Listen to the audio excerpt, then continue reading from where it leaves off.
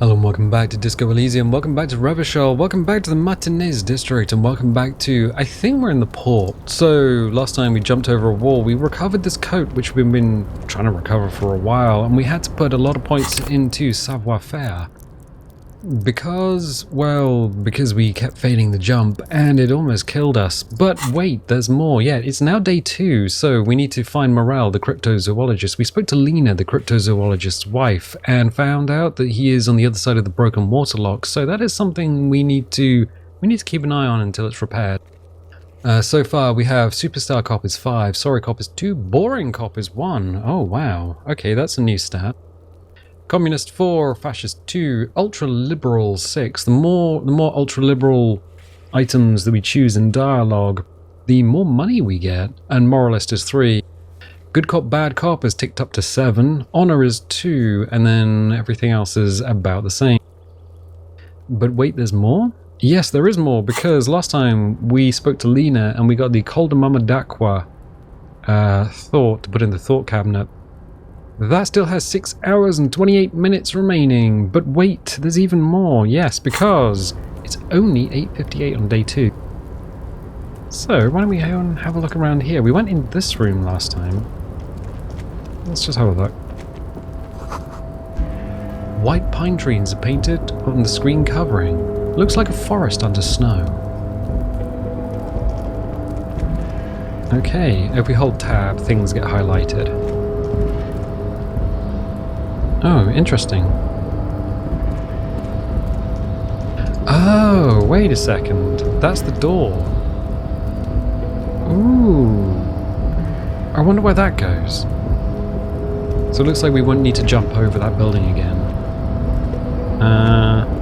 Okay. A rusting control panel with several knobs. 2 buttons marked Marsh and Arrête are faded with use. It seems to control the large crane above. A container is attached to its hook block. I don't speak French, but I'm assuming marche and arrête is stop and, well, go and stop. Marsh. On. Arrête. Off. Press marche. With a loud grind, the crane shifts overhead, moving a massive metal container through the air.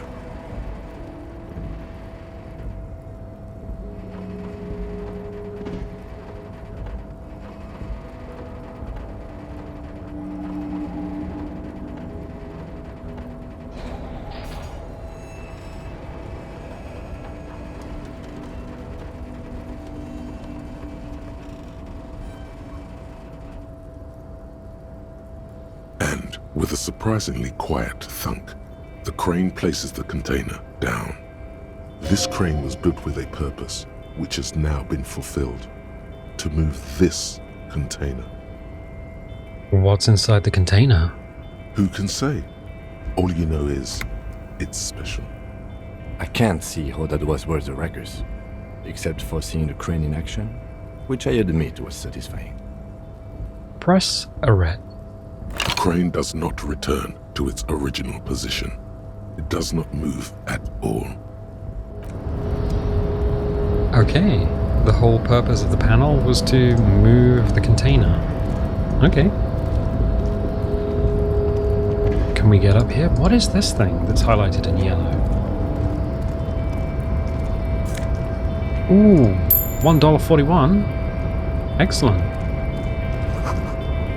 You see faded industrial lettering on the platform. KVA ASLUD?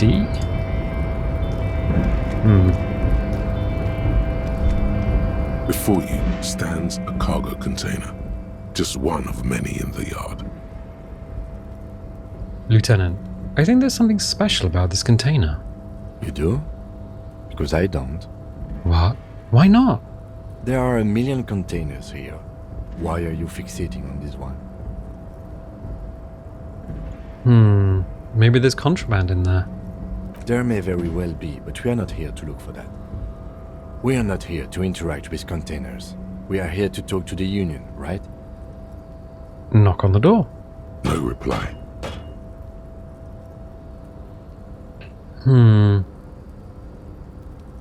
Okay, let's talk to the Union first. Nothing more to do here for now. I don't want to get in a situation where we might get ahead of ourselves. I'm sure we can find out more information about the mysterious container that has a control panel that only does one thing, and that's to get the container down. Okay, we can't go any further that way. Ooh. The shipyard ahead is oddly quiet. The great machines are sleeping. Oh, we had a thought bubble over here as well.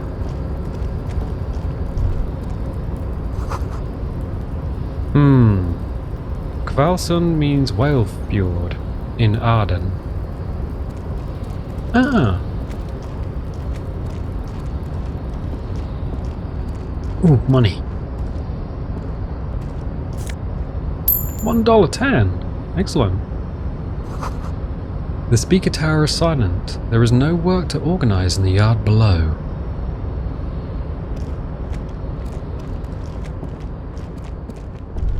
Ooh. The musk of oil and rust comes from the chasm in front of you. Smells like blood. A container that is locked. Okay.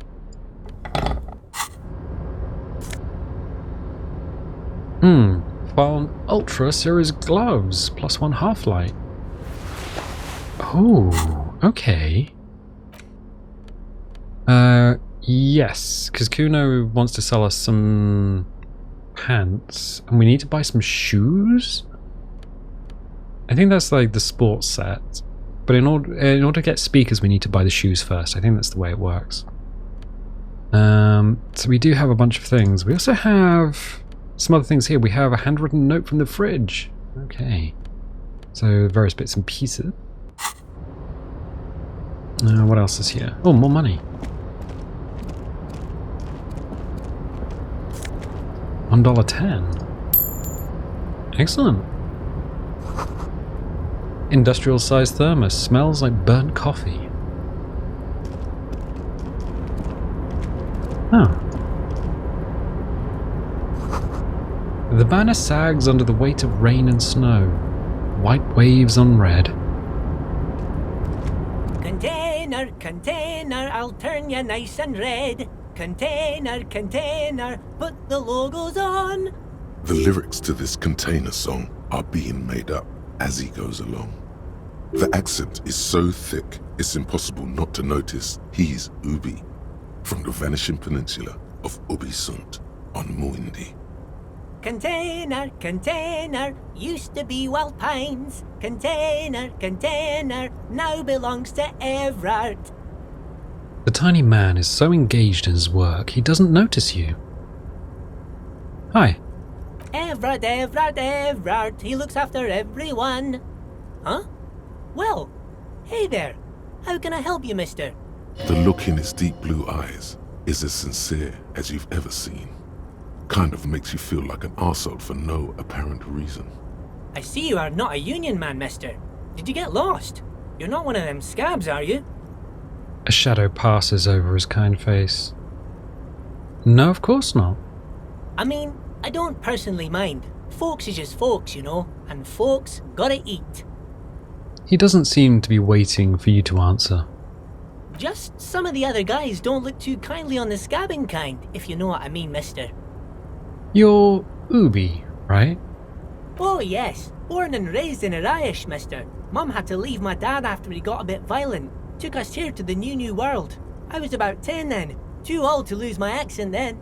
People say us Ubis are up to all sorts of trouble with sheep and other animals and whatnot. I just want you to know there was never any of that where I come from. No sir, those are just nasty rumours. Thank you for clarifying that, sir. What are you doing with the containers? Oh, I'm just making some covers for them containers here. Yes I am, yes I am. So it's easier for the crane operators to spot them. He waves the containers towering behind him. 28% chance? Logic. What's going on here? Roll it. Everything is so pretty and red. You and Leo look like brothers as you glance around with similar childlike wonder. Wow. Red is so much prettier than dab old green. Sure is, mister. Sure is. Really livens up the place. Yes, it does. Yes, it does. I had to break this bonding moment, but the red containers mean they are replacing the company livery with the union livery, which means this strike isn't gonna stop anytime soon. Where is everyone? The harbour is empty. Oh, most of the guys are down at the gates, keeping the scabs from coming in. He leans in with a confidential look. We're on a strike. The whole union is. You don't have to work when you're on strike. Ha! We haven't worked for 2 months now. So no one is working? Not everyone is down there, of course. Mr. Evrart is in his office, where he always is. And Jean-Luc is guarding the gate. He pauses to think. But Titus and his boys got into some drunken trouble and Evrart sent them on a nice vacation. For a week or so. He stops but seems eager to tell you more. What kind of trouble did this Titus and his friends get into? Oh, I'm not really supposed to talk about that. That's union business. He smiles and leans closer. Him and his boys stirred up something in town. Probably drank too much and got into a fight or something. I heard Mr. Evrart telling them to take some time off. Really? Did they kill someone? No, I don't think they killed anyone. Let's better talk about something else. Titus and his boys do good work. I don't want to get them in trouble over a little drinking. Do you work here?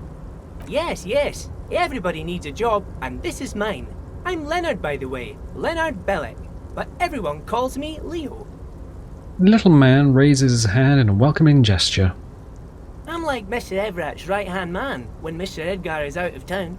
And Mr. Edgar's right-hand man when Mr. Evrart is away. Actually, Miss Beaufort is the right-hand man, but she's a lady. A good-hearted chuckle again. Who is this, Miss Beaufort? The lieutenant looks up at Leo. A real pretty lady with a skin like those Douai Sucre candy bars my missus likes so much. Them are real nice to suckle on once the dinner is done and me and the missus sit down beside the radio. But I can't listen to the radio all the time. There's so much to do around here and I'm always busy keeping things running here. Yes I am, yes I am. Stay on this Miss Beaufort topic. Hold on. Who's this Miss Beaufort you mentioned? I think you're doing a great job. Yeah, who is this Miss Beaufort you mentioned? Oh, Lizzie. She is a real sharp tool. Mr. Evrart put her through some fancy school and everything, east of the river. 4 years she was gone, and when she came back, she was all fancy and lawyerly. But she's a real nice girl. Grew up in this here neighborhood, knows everybody and gets along with everyone. Real pillar of the community one day, I'm sure. For a fraction of a second, there's sadness in his eyes. If me missus and me was to have a child, I'd be real happy if she turned out like her. But she can't have kids.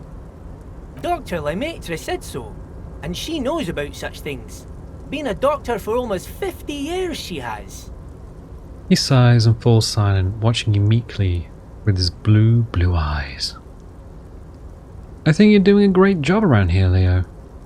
Yes, this place really seems to run like clockwork. Keep it up, Leo. The lieutenant smiles at the little man. Well, thanks a lot. Coming from you, it means a lot, really. You didn't think it was possible, but the smile becomes even wider. Sometimes I feel some of the guys don't really get how much I bust my ass for them here. But you guys are alright. The white rectangle on your clothes might not mean an awful lot in Martinaise, but the recognition from an authority figure made Leo's day. Are you the Leo who wrote note to make more banners? Oh, yes, yes. I leave all kinds of notes for myself. That old head of mine ain't so good at keeping things in no more. I almost forgot about the borscht. What was that about the borscht? Oh, yes. I've been taking special whirling borscht to the men every day since the strike started. The little guy chuckles merrily. It's very, very good. Makes a man feel so warm and happy. I feel like I could take on Mr. Renadan's boar dogs every time the lunch is done. What do you mean by taking the soup to the men? Is it for striking? Yes. I'm taking it to them. The borscht keeps them happy and in fighting spirits. Makes you all warm inside. They brew it in the whirling in rags.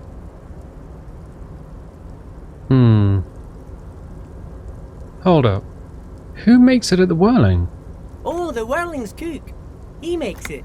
Them is always talking with Mr. Mañana in that weird language and laughing together. He doesn't speak what we speak. He's from Grad.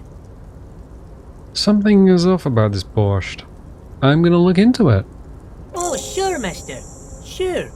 You do that. Yes, sir.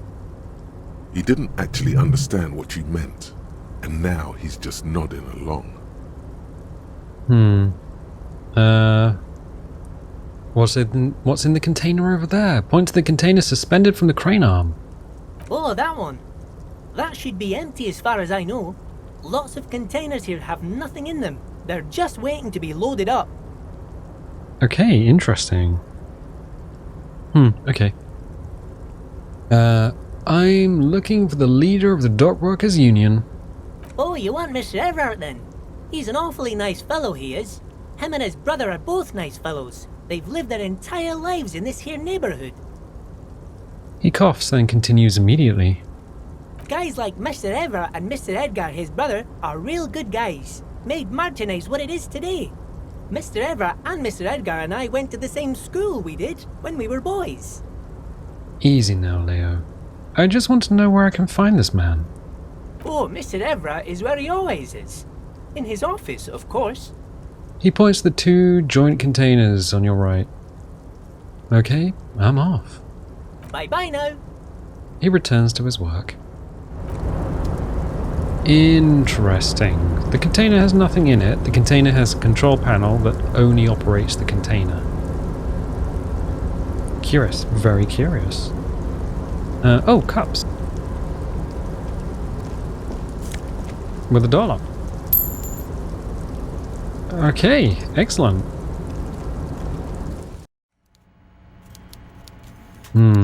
Okay.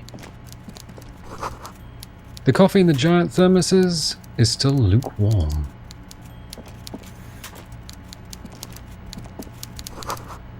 A stair made of pallets leading up.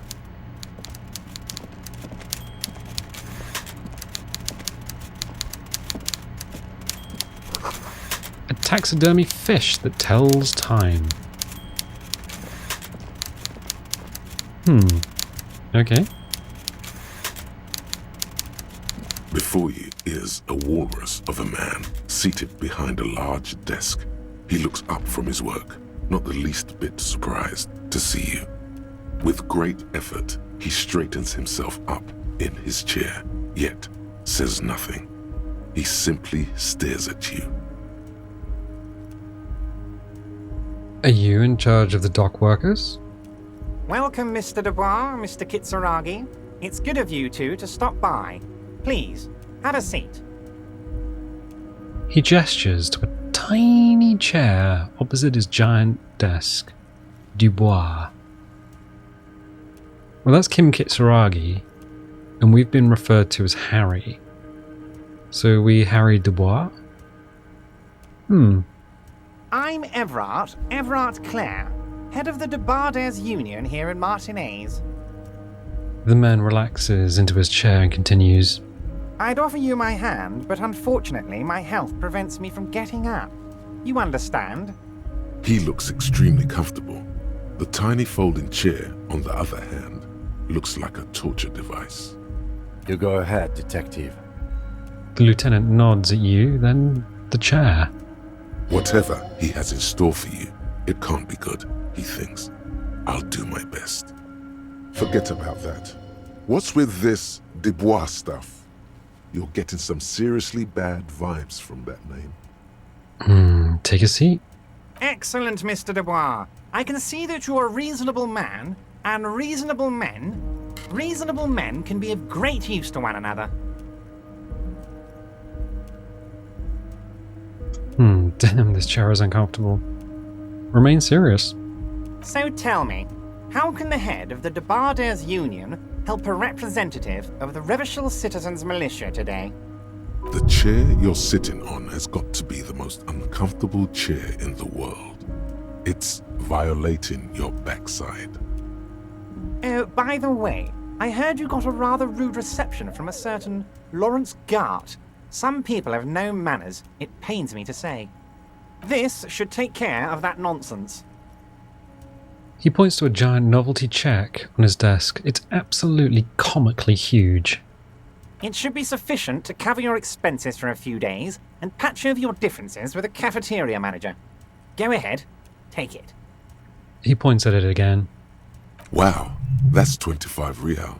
That's good money. You need it. So we've paid up for tonight. We probably have enough in our inventory if we can sell it somewhere to get another night. Do we need it? Take the comically large check, but don't say anything. Wait, you nougat. Thank you, Evrart. Take the comically large check. Keep it, I'm good. You can take that comically large check and shove it up your ass. So we've got 2 options to leave it and 2 options to take it. Here's a bribe, essentially. Okay. Wait, you nougat? Yes, I know Lawrence. He's a real character. No union man in him. A real piece of work, that boy is. With a grin, he points to the checker game. It's like you're on a game show. At least don't thank him for it. Take the comically large check, but don't say anything. Is there anything you'd like to say to me? Or... No. No, it's cool? Yeah, thanks. Yeah, thanks. Don't mention it. But also don't forget it. I'm just kidding, of course. Now, I'd like to set your mind at ease about one other matter. Your lost gun. Let me assure you, Union people are on it as we speak. I've got my best hounds looking for that lost gun. His slug-like lips move, but all you hear is an echo. Lost gun, lost gun, lost gun. The world is swallowed by a black hole of fear. Only 2 words escape its gravitational pull. Lost and gun. Oh God, why didn't you think of this before? Cops have guns. Where's yours? This doesn't worry me at all. Who cares if I've lost my gun and the love of my life? Fuck love. This is your gun. This is serious. You don't need a gun. We can still have fun without the gun. The fun doesn't need to stop. Have some right now. Are you all right, Harry? You seem anxious. Don't be. Everything's going to be all right. It's not like you left it loaded. You didn't lose a loaded gun. Local children aren't out there playing with it right now, pointing it into their own mouths. It's in a safe place. I just know it. I have a feeling everything's going to be all right. It was loaded. There were 2 bullets in it. You always keep at least 2 barrels loaded.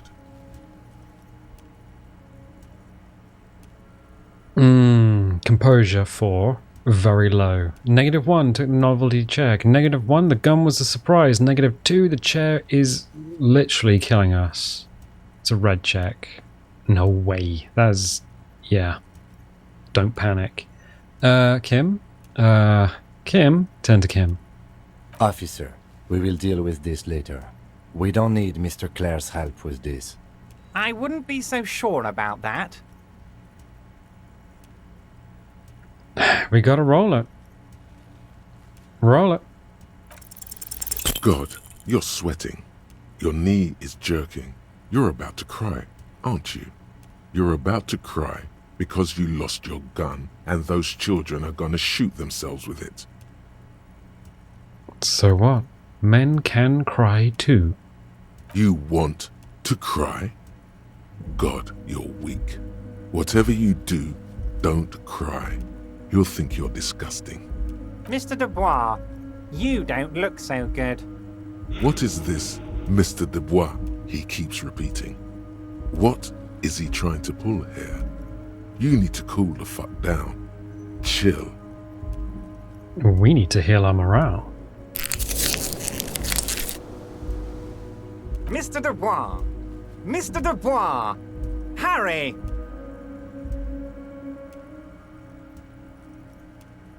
Keep sliding down the chair like a jello shot. There are no Harrys. Let your mind go to a safe place. Mr. Dubois, are you okay? Can I get you a glass of water or something? Are you having some kind of medical emergency? Maybe you could use your hands somehow, in a kind of throw-in motion, like you're throwing that Mr. Dubois act right back at him. He's Mr. Dubois. Nah. I'm as good as it gets, Mr. Dubois. Vaguely gesture with your hands above your head. Oh yeah, man, I'm fucking great. Keep sliding. Actually, this chair is uncomfortable. I could use that glass of water. Sit upright. I'm melting. Actually, this chair is uncomfortable. I could use a glass of water. What an odd demonstration of... you got me, Harry. I don't even know what. As entertaining as it was, I'm afraid we're wasting our time. And I'm an extremely busy man, as I'm sure you are too. Okay, enough. We are here to ask you some questions pertaining to a murder investigation. Quick, here's your window. Get yourself together and ask him questions. Police officer questions. It is about time to stop embarrassing yourself. Questions will help you regain some of your lost dignity.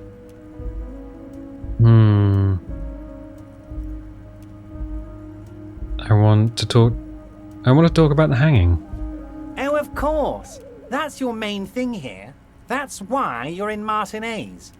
I know everything that goes on around here, and I would love to discuss it with you. I mean, it's no secret that the lynching is connected to the strike. So much to talk about.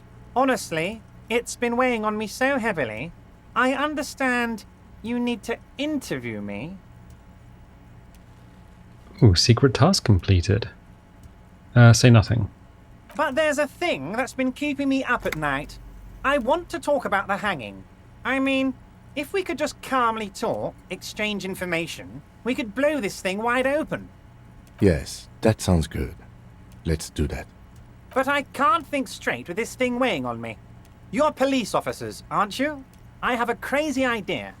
You guys are basically door-opening machines, incredibly talented at opening doors. Kim, is this true? Are we door-opening machines? I'm not sure I understand. If you're asking us to break down someone's door, it's not going to happen. Come now. I just need you to go open a little door for me and leave it unlocked. A simple thing. Absolutely nothing shady about it. Keep it cool, baby boy. You can use this. Groove with this. Play along. Let him throw his weight around. And when he throws it too much, and you've got him off guard, that's when you trip him up. Why don't you just open it yourself?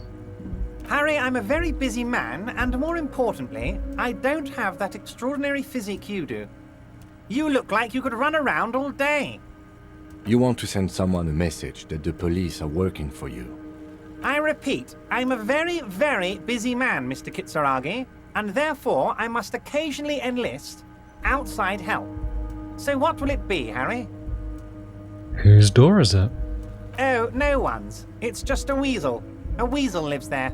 Nothing for you to worry about. What do you mean by a weasel? A loud blabbering weasel. When weasels feel no one is watching, they start acting foolishly.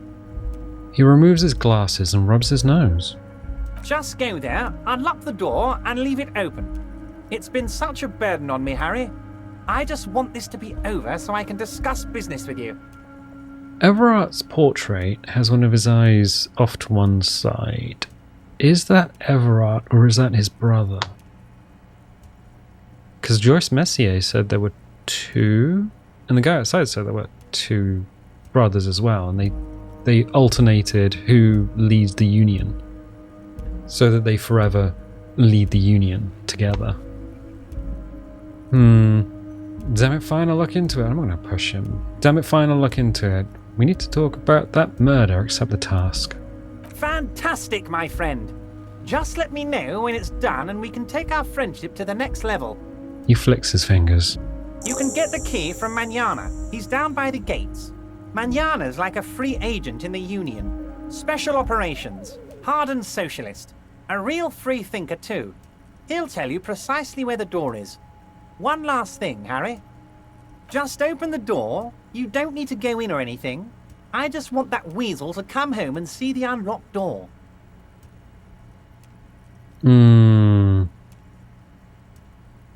Okay.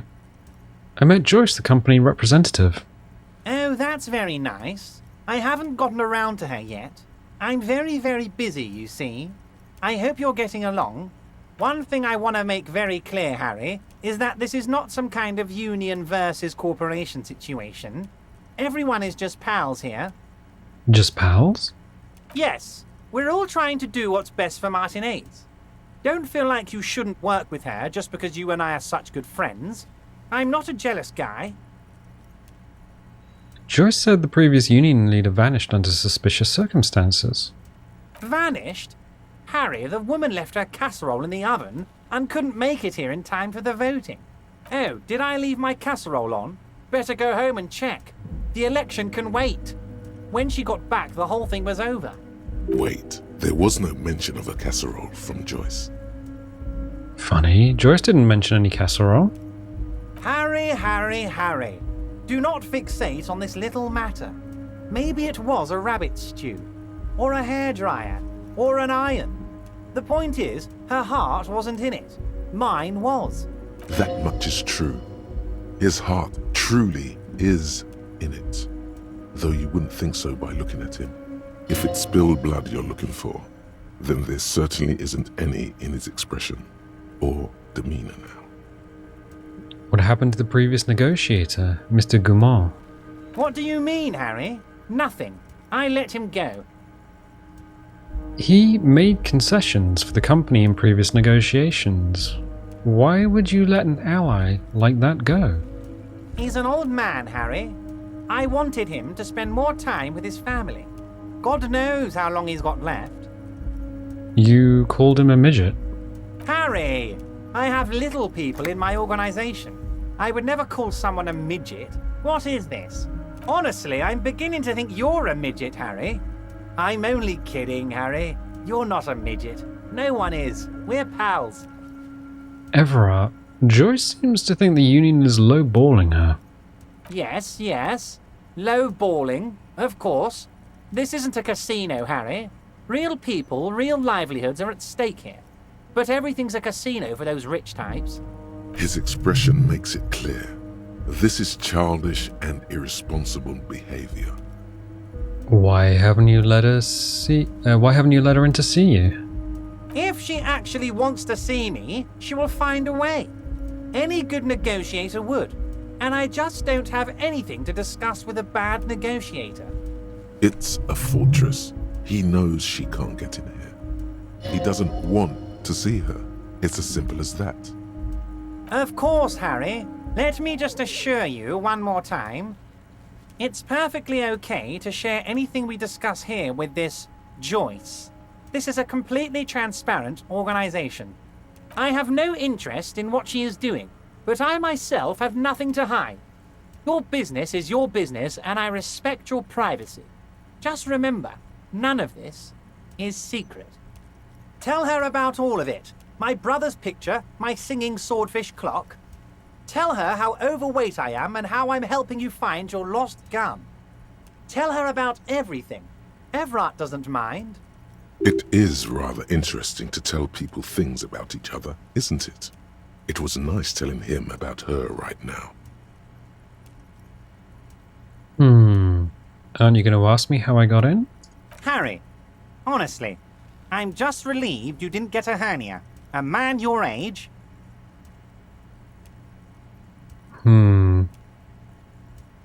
My body's going to break down any moment now. Probably pushed it to the limit. Say nothing. The big man peers at you over the rims of his glasses for a moment, then interlaces his fingers and rests his chin on his hands. Anyway, I assure you, I am a very well-informed man. Information reaches me before I even get the chance to request it.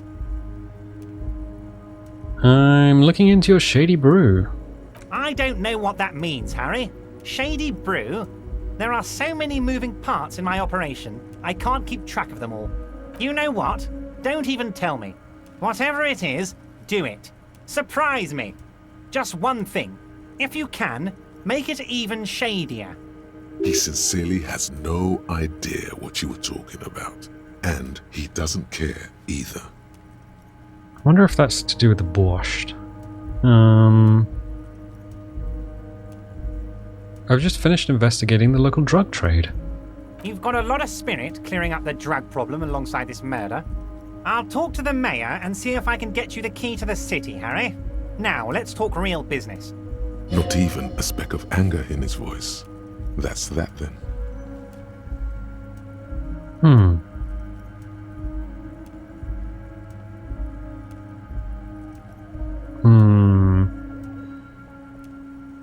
I don't really want to ask him about the lost gun. What's in the container that's outside your office? My dear Harry, there are literally millions of containers in this harbour. I couldn't possibly remember what's in all of them. There's something special about it. It was attached to Kvalsund's crane. Harry, you smooth-talking son of a bitch. Time is a precious resource, and I don't have enough of it to count containers with you. Smooth talking. Maybe that's the way to go about opening the container. You should at least try convincing it. Okay. Evrart, I'm going to leave now, but we might talk again later. Wait. You need this to get in and out through the gate. Thanks. I was wondering how I'm supposed to get out. Here, you're one of us now. A real red and white union man. Take care, Harry. We got a we got a union card. Where is it? Union card. Is that it? Oh, here it is. Giant novelty check. Nope. So somewhere we have a union card. Okay, fine. And a giant novelty check. I don't quite know what to do with that. I'm gonna cash it in somewhere.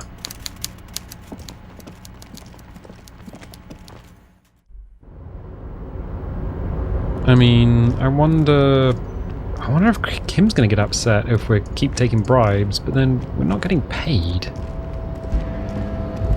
So, not so worried about it.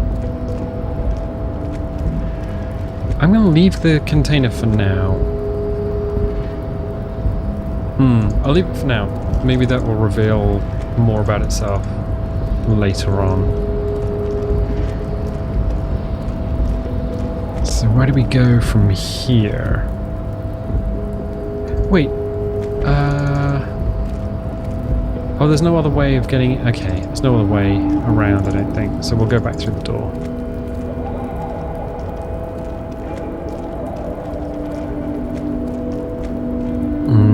Okay.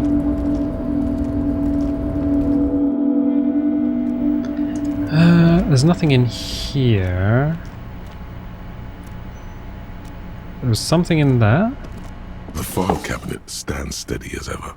Sliding out, a drawer presents you the folders you already went through. On top of them is the handwritten note. Okay, I think we've done that. The drawer slides shut smoothly. Okay, let's leave via this door.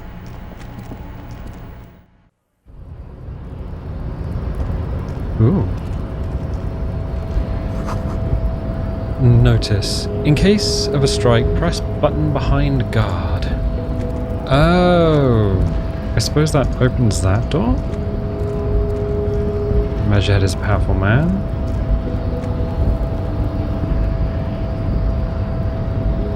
Okay. We needed to talk to Measurehead? body betrays your degeneracy. Yeah, Measurehead. His body totally betrays his degeneracy.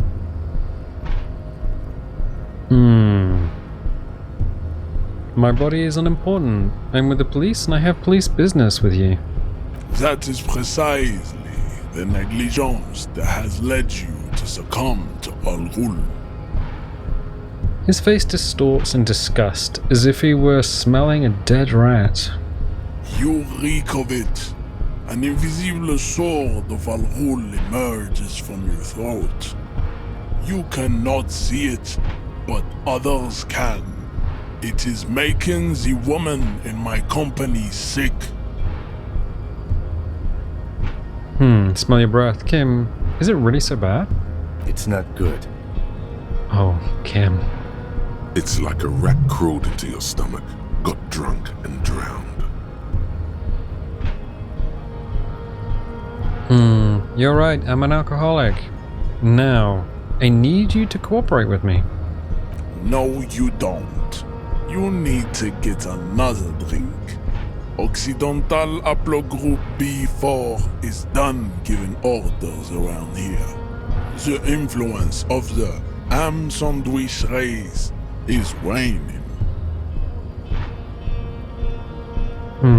The race stuff is unimportant here. I just need you to help me do my job, please. Begging for help. Attempting to pass via for cooperation. How far the Occidental Haplogroup has fallen. You were once a noble and powerful race. You gave the world eugenics, electricity, and powerful weapons of war like missiles and aerostatic aircraft. You made great gains in metallurgy, race theory, and statecraft. You dominated lesser cultures, like the deformed Hemians and the inexplicably potato-obsessed Quakers. But now your ascent to the genetic summit has halted. You are obsessed with sadness and with frivolous pop culture. Potato obsessed Koikos? Would that be an analogy for Polish or Russian? Obsessed with obsessed with sadness and frivolous pop culture. British or American? Okay. You will be superseded. Isn't that right, babe? It is, baby, yeah. You know it.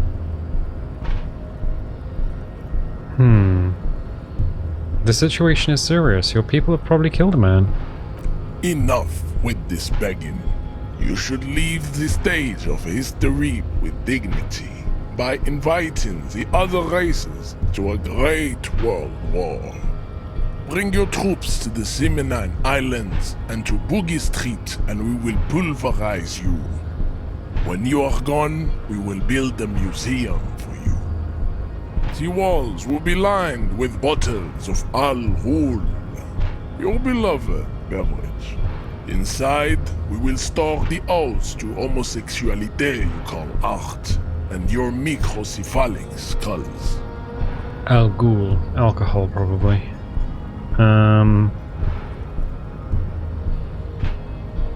Okay.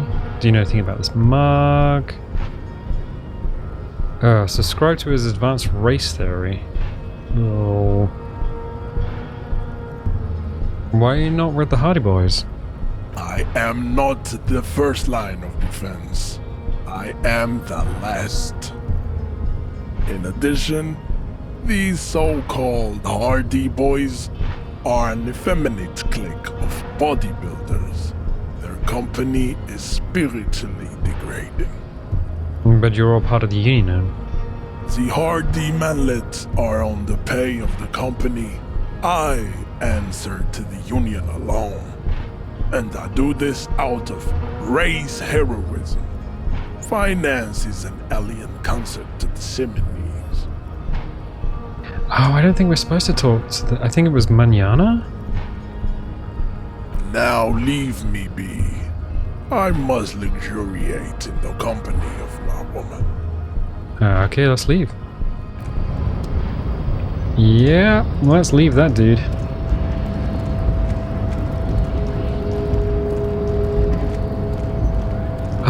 Right. Okay, I think I know where we are. Scab? Oh, this is the guy we need to find. Call Me Mañana, which is a scooter song. Yep, scooter. Are you ready? Yeah, Call Me Mañana. I'm a scab. I'm not a scab, I'm a cop. What exactly is a scab? A kind of a worm, content with mere survival. They come, they want to do our job for shittier pay, screwing over both themselves and us. Everybody loses. You don't seem to like them much. Gotta be bloody stupid or freaking evil to scab. Or I guess scared maybe. But scared of what? Of who? He looks at the mass, squinting his eyes as if trying to ascertain what they're scared of. Personally, I'd rather beg than scab.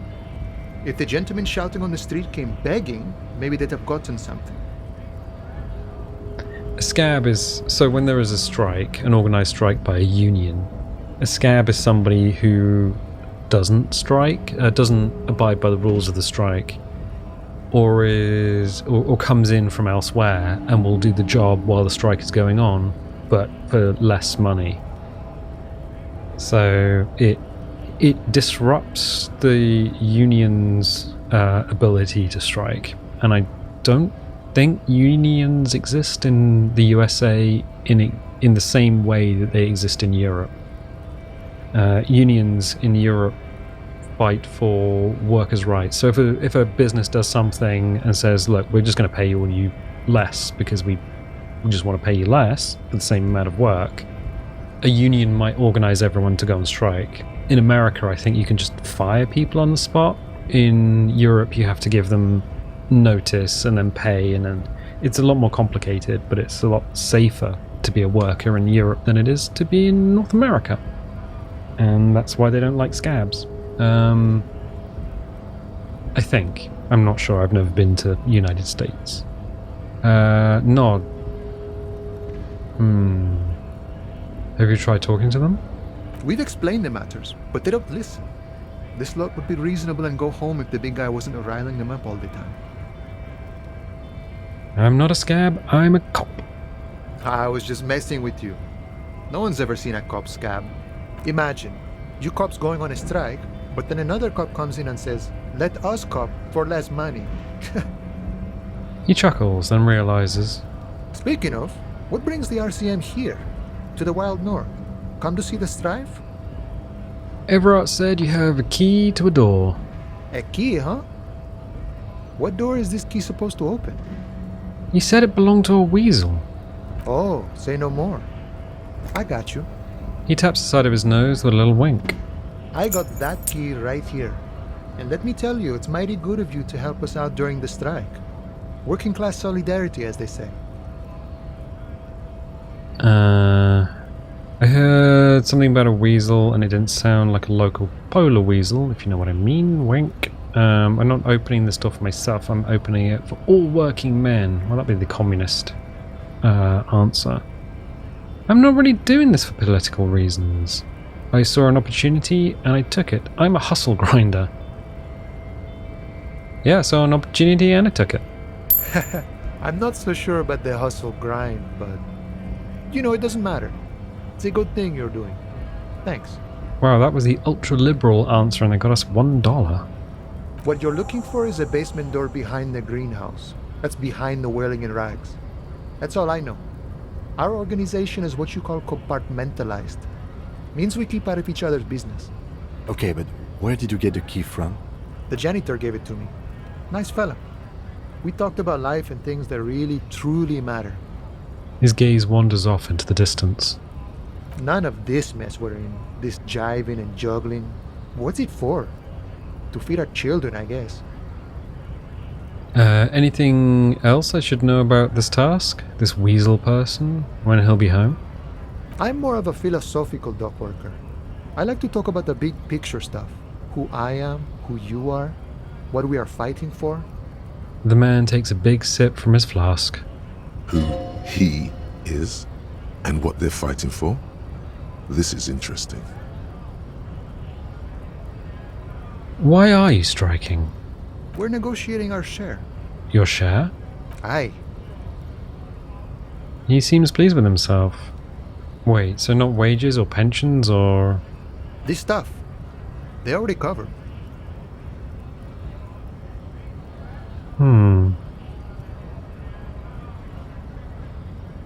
Shouldn't you be grateful? It's a lot more than most people have. At least you got benefits, that's something. However much you feed the wolf. Shouldn't you be grateful then? It's a lot more than most people have. Never grateful. Were we ever grateful, we'd have nothing. You fight for every piece. How large a share would you like? All of it. However, right now we want all the harbor workers to be on the company's board, so they could take part in the decision-making process. Are you a communist? No. I don't think I'm a communist. Seeing something of value and saying I want it all to myself is a much older and simpler notion. No science to it at all. Even a weak child can think it. The only things holding someone back are I can't and I shouldn't. You shouldn't take what's not yours. Right on, brother. Yeah, right on, brother. Just the way the world works, boyadero. The boss man, Evrart.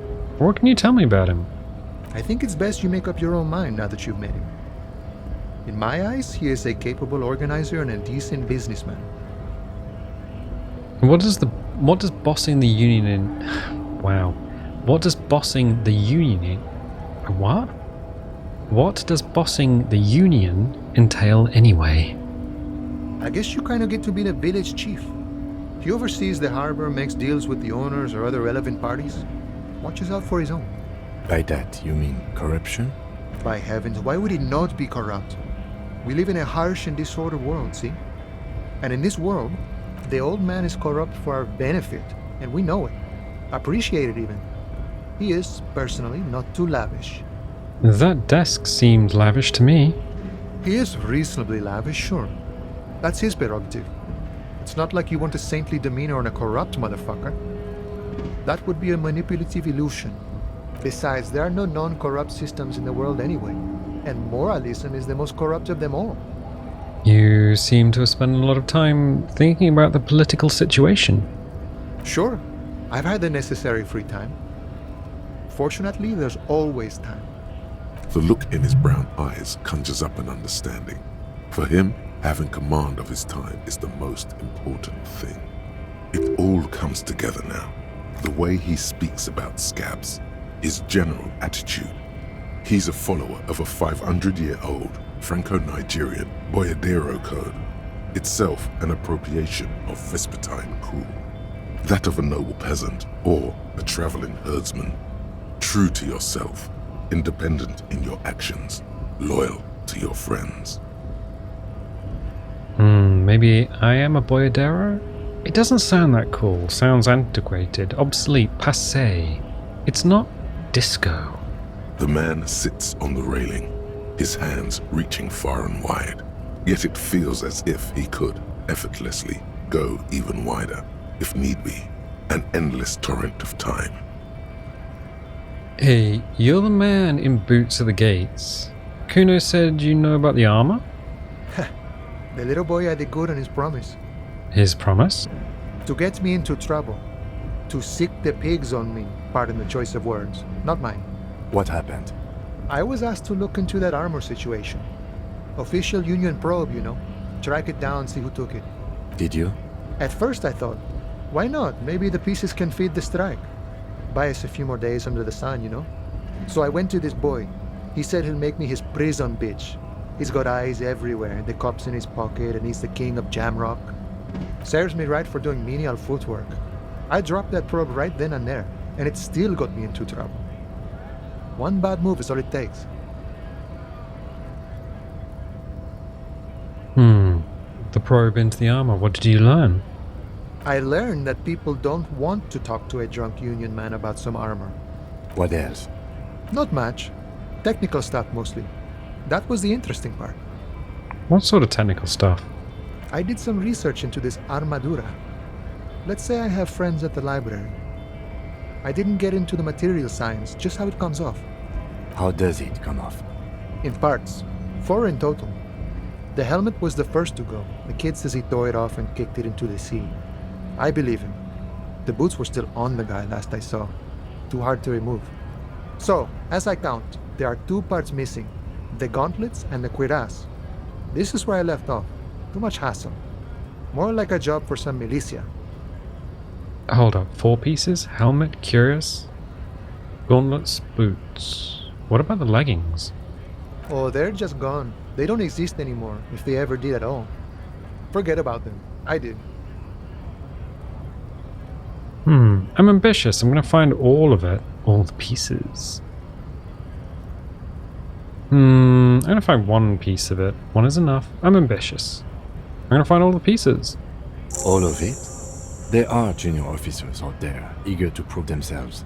I would leave some for them, and I would leave the boots to processing, but okay. Let's find all of it. A mesqui's epic then, all across Martinez. I hope it will be a real bonanza for you. So Kuno used us to what, scare you? It's a minor nuisance. It's all good. He contemplates taking a swig from his flask. Thank you for the cooperation, sir. No problem. If you see that kid, thank him from Call Me Mañana. Thank him for showing me the way. He is sincerely grateful he is not tracking down pieces of armor right now. Any idea who killed the hangman? The mercenary, eh? Who could have killed him? That's indeed the question. Why even do such a thing? Let's change the topic. The man whispers a jaunty tune. A coastal breeze ruffles his hair. Nice talk. Gotta get moving. Okay.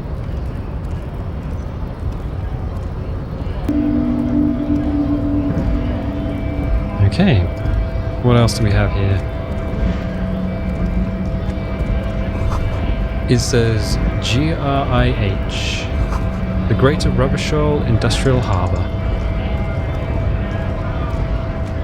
I think we've been here, so we can peace out this way. Ooh.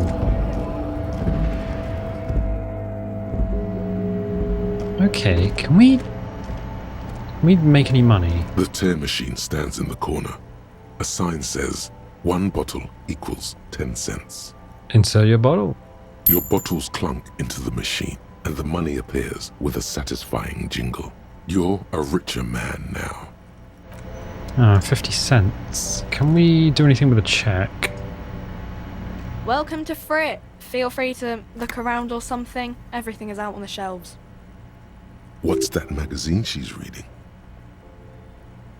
What magazine are you reading? You mean this? She looks at the cover, boasting a colourful photo of 2 girls kissing. This is Pop Stars. It's got, like, famous people in it. It's not for sale. Looks like it also has something called Police de la Mode, featured on page 34. This speaks to you.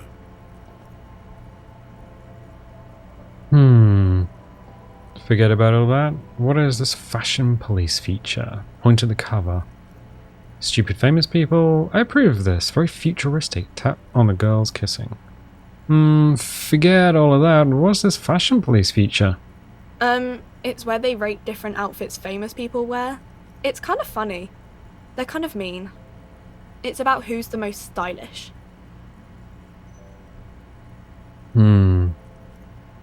Who's the numero uno guy in there right now? And does he look like this? Point at yourself. Point to a hat. I bet your hat would take the prize. So, who is the most stylish there? It can't be anyone from here. Oh, point to a hat. No. I don't like it. I hate it. We are not the fashion police. We're the real police. Before we go on, what is this freet? I don't know. Frit? Why is it written with 3 T's? I think they think that the extra T makes it funkier. it doesn't. Let's proceed. I have some questions for you. Okay. I'm not really supposed to be chatting to anyone, but... She puts down the magazine. Oh, yeah. I need to exchange this novelty check for cash. Give her the novelty check and gain 25 real. Wow. I didn't know you worked for the union, sir. She rolls up the giant novelty check. It looks like she's seen it before and slips it under the counter. Anything else I can do for you? Does Frit have a warehouse in the back of the Whirling in Rags? A warehouse? I don't know. Maybe. I don't really care what Frit does. This is important. She scrunches up her face into an expression of consummate adolescent skepticism. Fine. Frit doesn't have a warehouse. Just a little back room here. Okay?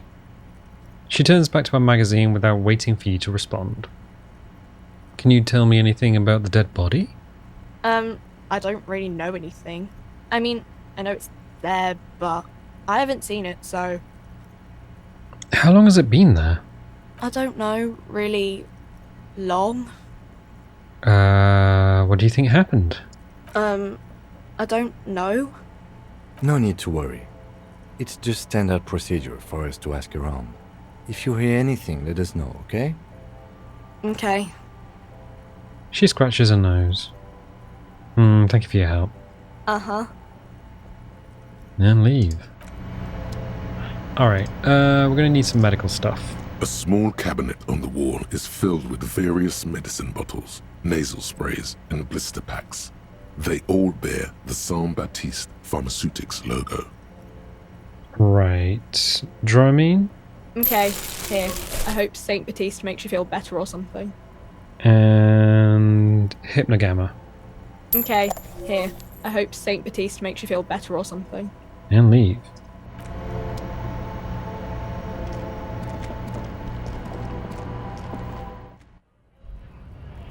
So we got a bunch of money. We're at 30 bucks. We've already paid for the room for the night, so I don't think we need... I'm not gonna... Well, we can't prepay anymore. Jump Jams, a popular music mag. A glossy magazine. Most able-bodied men. This issue hosts a top 10 list. Okay. Right. Oh. Closed for winter. Please use main entrance. Right. Let's just head off this way. So, we've been inside the bookstore. We unplugged a cable in there. I don't know what that's done. It is tomorrow. We can have a little look. The sight of bullet holes stirs something in you, making you forget the lieutenant's surname. Look closer first. The faded marks are too degraded to draw any forensic conclusions. Just chips in the sandstone. Kim, look, bullet holes. Where? Point to the chips in the wall. Someone has been shot. We're cops. We should solve it. There? Those are old. Oh, you mean like from the revolution? Yes, the one that happened half a century ago. Those bullets were fired during the revolution and do not warrant an investigation by officers of civil law. Okay. What can you tell me about this revolution? Not much. I don't have a fresh perspective on it. Shall we go? Okay. Oh. Have you no shame? Whining about your back every time you bring out the measuring tape. René, you're a man with a fork in a world of soup. Please, let's just try to enjoy the game, alright?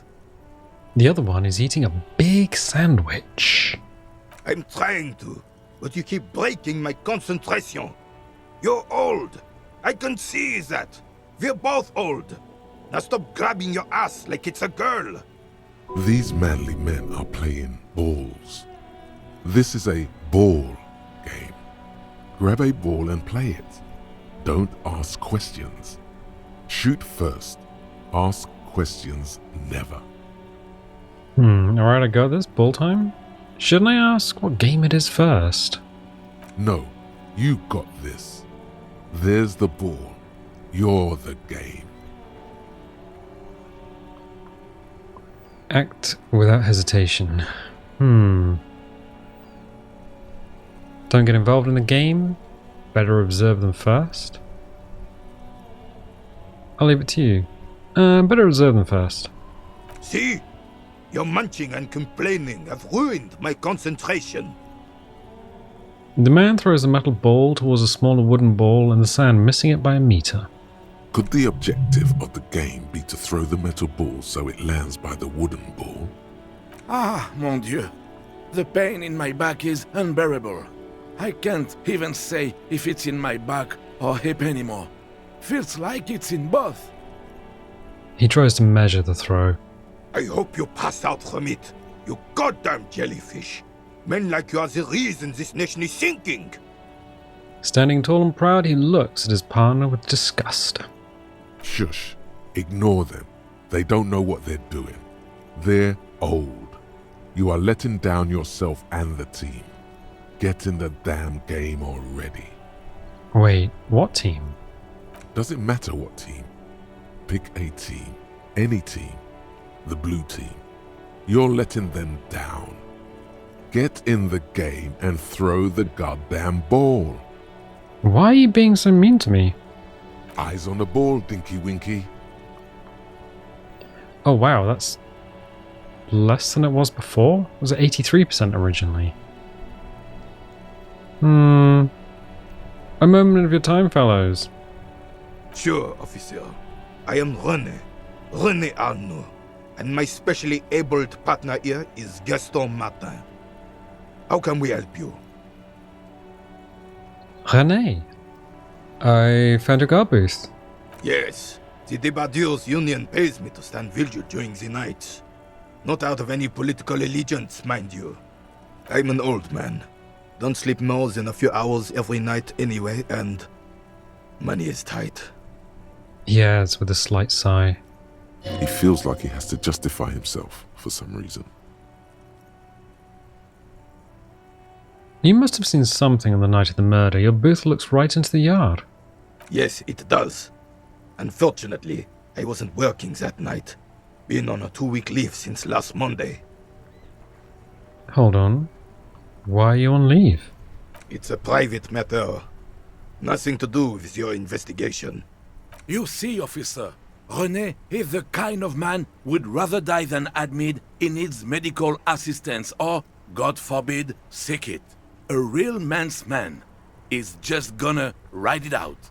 I'm fine, goddammit. Mind your own business. It's nothing. Just got to cut back on coffee.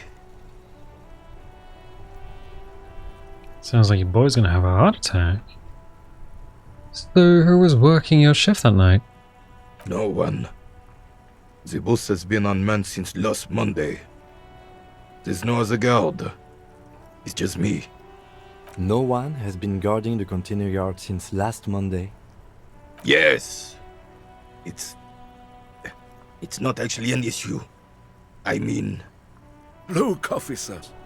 The container yard doesn't actually need a guardsman. Never had one before René. Monsieur Claire had that booth built specially for him. It's mostly decorative. Mostly decorative? The possibility of someone being in there is enough to discourage any ill-minded individuals. Evrart created this job for René because he knows the Royal Carabinier's pension of honor and PTSD isn't something a man can live off. A decorated Kingsman collecting tear reflects bad on the whole neighborhood. His words. Evrart gets it. Big guys looking after the small and everyone working together. I love it. Such dependency only weakens a man further. Do or die. There is no middle ground. René is but one man. We need a program to get all the elderly back in the job market. Keep folks motivated. René should rent out his services, invest the profit Get a few more guys. Expand and repeat. Wage work is a dead end. There's absolutely nothing wrong with tear collecting. It's my side thing too. Proudly hold out the tear bag. Oh. Renee should run out of services, invest the profit, get a few more guys, expand and repeat. Wage work is dead end. Yes, yes, yes. Can we conclude the topic of my guard boost now? He is not going to become an entrepreneur. I saw a picture in there. You're in it. Who's the girl? She is nobody. This is none of your concern, and I refuse to discuss my private affairs with the RCM. The lady is Jeanne-Marie Beaulieu, and she sure as hell wasn't a nobody. Secret task, plus 10 experience. Got it, thanks. Yes, yes. Like I said, I would be up anyway, so might as well keep an eye out. It keeps my senses sharp.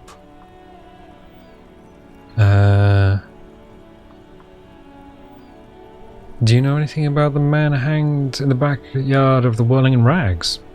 Unfortunately, I don't. Unlike most of the locals, I have no qualms about assisting law enforcement, but this affair has passed me by completely. And most of the locals? In Martinez, the union is the law, so can you really blame them? But you don't have a problem with cops. Cop is a pejorative term. I don't have a problem with policemen. On the contrary, I admire the effort to bring order to our streets. So again, you don't know anything. If I knew, I would not be afraid to tell you. I simply don't. I'm an old man, not a coward. The daily business of the riffraff no longer concerns me. This is a man with a lot of past, but little present, and almost no future. You seem to be playing in a crater. Yes. The terrain here provides an interesting variety to a familiar game. Does it have anything to do with all the bullet holes that I've been seeing around? Yes. It was left by heavy artillery fire. Okay, it's a crater left by artillery fire, but why? Why what? Why was heavy artillery used? Because that's what happens when communards hijack your country, execute your supreme leadership, and turn your capital into a slaughterhouse. You use heavy ordnance to clean up your home. Did you use artillery fire against them? Sadly, no. It was the foreigners who brought them to their knees. We fought valiantly. Too valiantly. So valiantly we got licked. He adds, squeezing a bull in his fist. Should have fought dirty, like they did with their suicide sex cult propaganda and mad anarchist women strapped to shrapnel bombs. We didn't though, and we lacked caliber. God bless him, but the suzerain's cannons simply weren't big enough. They should have chosen a place away from people and buildings. This place is the damn beachhead, son. They had to soften the commies up first. The beachhead? Yes. The military coordinated amphibious landing to take back Revachol. Martinez was used as one of the 3 footholds in Revachol during Operation Deathblow in 08. The other 2 are off in Stella Maris and the Delta. North Dorfley and look northeast. This here is Blood Ground, where coalition boots first made landfall and cleaned those rabid dogs out. Most likely, we're playing pétanque on their mangled corpses. Blood ground. You got old René going there. Like he isn't hungry enough already. Hold on, the coalition? Don't get me wrong, officer. I hate those foreign dogs, but the enemy of my enemy and all that. They're the lesser evil. Is that why everything is so bombed out? Damn right, son. They laid the fire of hell on the city before they stormed it. And it worked, too. There was a strange gleam in his eyes.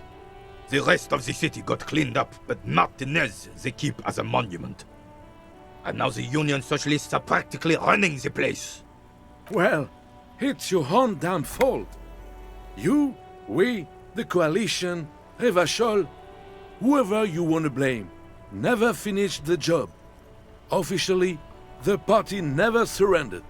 Of course they still hold influence. You don't even begin to truly understand the players at the table, let alone the specific circumstances surrounding the... What do you think? Thinking men have opinions on these things. Present one.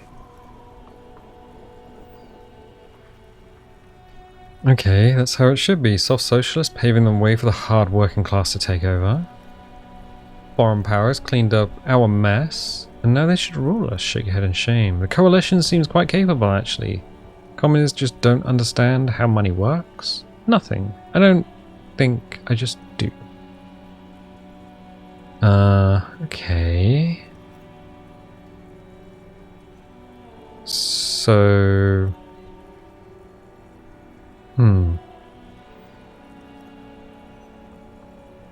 I don't really know.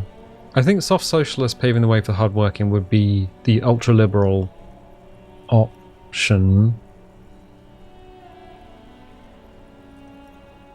But I think here the coalition seems quite capable, actually. They're not. And I'm sorry it had to be them. After 8 years of fighting those hyenas, boiling cats for food and drinking piss in the mountains, He takes a deep breath. I would have preferred if the Right Honorable King Guillaume returned through Revachol, or even if that damn clan Frissel had risen from the grave and led us. Sadly, that was not the case. This royal failure weighs heavily on him. Instead, all that is just, holy, and beautiful in the world was wiped away, and now it's neon signs with toothpaste ads everywhere. Foreign influence peddling garbage and stupid music on the radio. This is just what the commies wanted. This was their plan all along. This is what they wanted to replace the role of the suzerain with. How does Philippe III factor into this? Point towards the monument. It doesn't. That was 100 years ago. Ain't got nothing to do with anything. Who was this Frissel? Damn Frissel. He was the king we couldn't protect. The Carabineers failed him, and the crown. He died in the hands of the Hyperlay, in a very public execution. The old veteran falls silent and massages his chest. He slouches as he says that. It makes him smaller, admitting they left the king to the mob. You mention Guillaume? Guillaume? A true king in both blood and mind led Revachol before Frissel. He would have been better, but the damn commies drove him into exile. Yeah, Guillaume. What exactly is a suzerain? The suzerain is the king! Has everyone forgotten already? They've forgotten already. It's no use talking to you. You were still in Daddy's balls when it happened. When we took our last stand against the filth and rode the cavalry straight into gunfire. Composure check. Composure is 4. No Rene's job situation.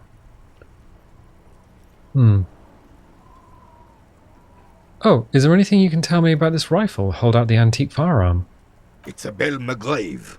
4.46 caliber. Breech loading. Revachol made. Good weapon. Accurate and reliable. This one's inoperable. The bolt spring is missing and the mechanism is jammed shut. Still a beauty. Where did you find her? In the basement there. Point to the bookshop. I'm not surprised. There are probably lots of forgotten wartime weapons lying around here. Back in the day, everyone had something stashed away. As for the rifle, I don't know what else to tell you. These BM-446s are an antique. No one uses them anymore. The ammunition is impossible to find. I saw the statue of Philippe III near the roundabout. Ah, yes! King Philip III on his steed. A reminder of what Revachol once was. Oh, absolutely. At the mercy of a cocaine-snorting tyrant who emptied the treasury so he could sleep on a bed of gold. A superpower, feared and respected. A testament to what this country can be under the leadership of a true king. Someone who knows how to rule. How should a true king rule? Decisively, without fear of offending the sensibilities of the frail and weak-minded among his subjects. This is something the insurgents never understood. Seems to me a leader should take care of his people before himself. Powerful leaders not afraid to do what must be done. And that's what this country needs. I'm not sure how I feel about this. Oh, powerful leaders not afraid to do what must be done. That's what this country needs. Revachol would be a different place if more people realized that. We could still be there. Don't get started on that again. What happened, happened. And there is some wariness in his voice now. He's heard this rant many times before. The carabiner doesn't reply, but his entire being communicates unbreakable resolve. What was that about cocaine? Oh, old Philip was a big fan of the purple nose candy the nobility loved so much. A cocaine connoisseur of sorts. His egocentricity is borderline legendary. You can't even take the responsibility for yourself. How could you fathom the responsibility weighing on the shoulders of a ruler? He asks, obviously annoyed. That's why the Philippian kings use cocaine, for clarity of vision, to aid in their work. Regnum cocainum, Revachol's finest years. He seems to grow taller, brimming with pride about the past. Of course. Clarity of vision. Awareness. Philip III was even brought into this world with the help of cocaine. The court made him administer the dose to his mother when she was in labor, and it is well known that with the help of cocaine, only the purest, of course, he was able to connect with higher realms. Higher realms. Of course, it all makes sense.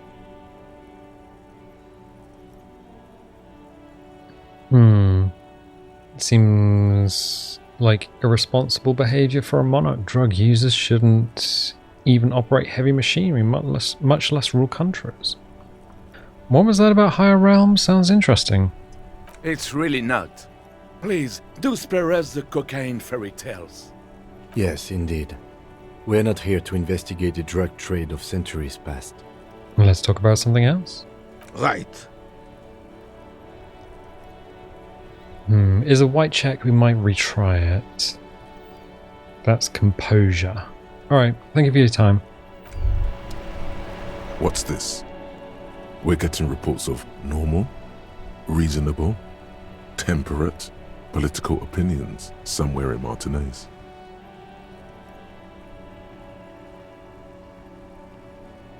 And this is because I keep saying none of the above to political stuff, isn't it?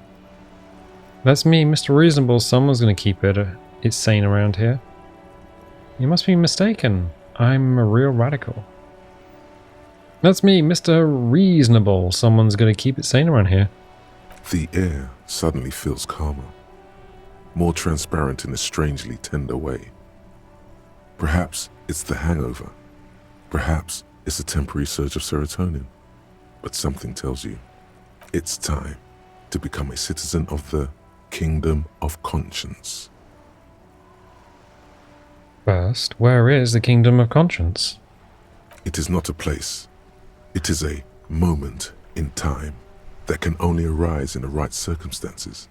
In all of human history, it's only been achieved a handful of times.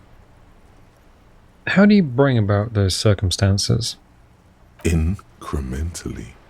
History's greatest catastrophes have been brought about by people trying to make the world a better place. Too quickly. That's the genius of Dolores Day. She recognized that progress is meaningless if its gains are lost because of instability. Real, lasting change can only come about gradually, increment by increment. But what about all the things that are wrong now? Tisk tisk. Just because you live in the present doesn't mean you have the right to place your needs above the needs of the future.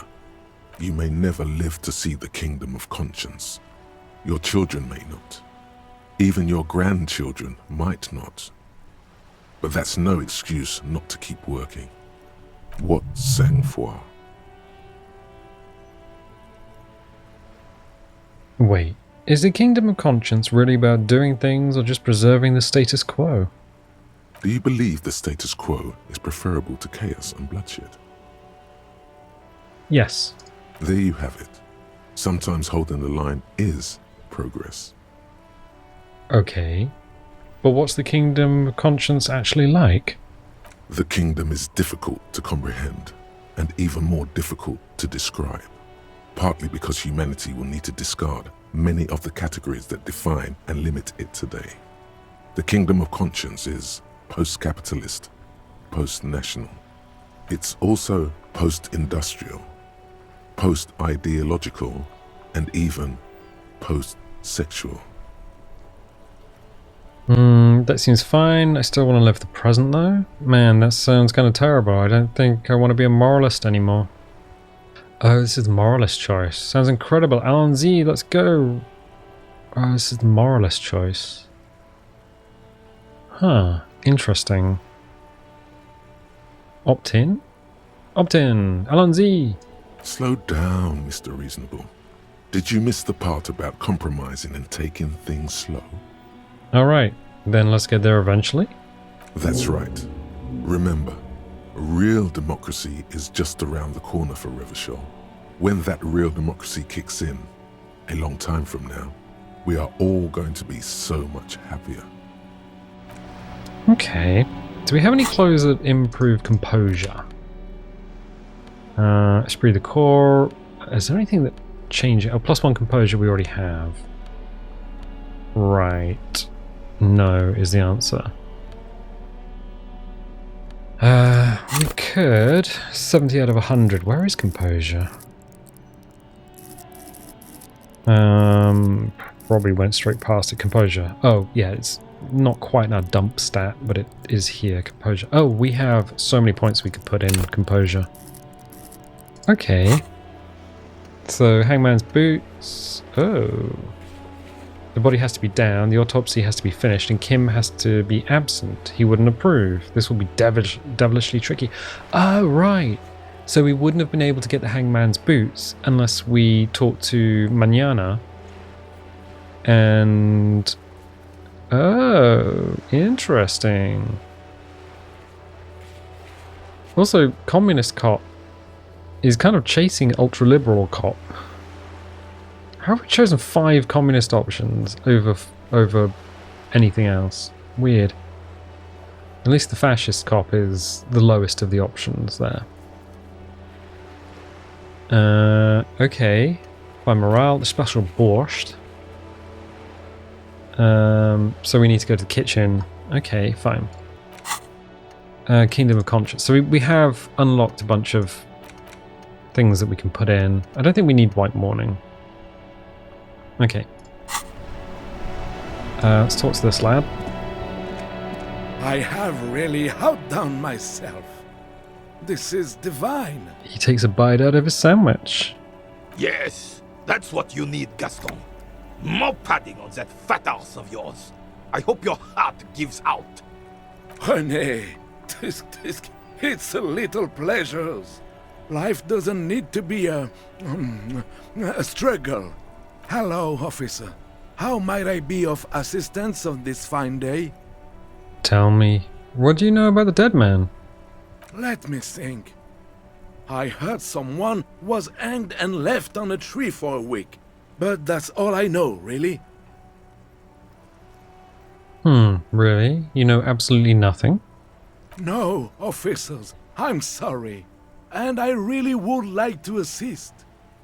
You are both good guys. I can see that.